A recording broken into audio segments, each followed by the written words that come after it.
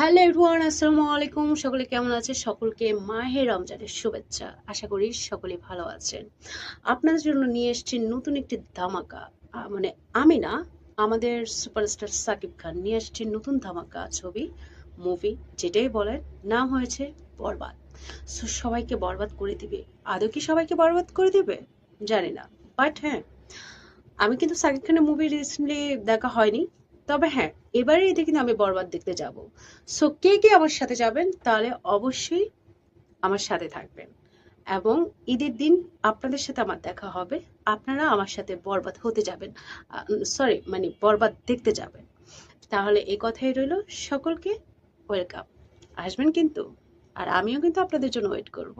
Thank you so much, my loving, my ভালোবাসা, my heart, every ভক্ত যারা আছেন আমার ফ্যান, তাদের সকলকে ভালোবাসা।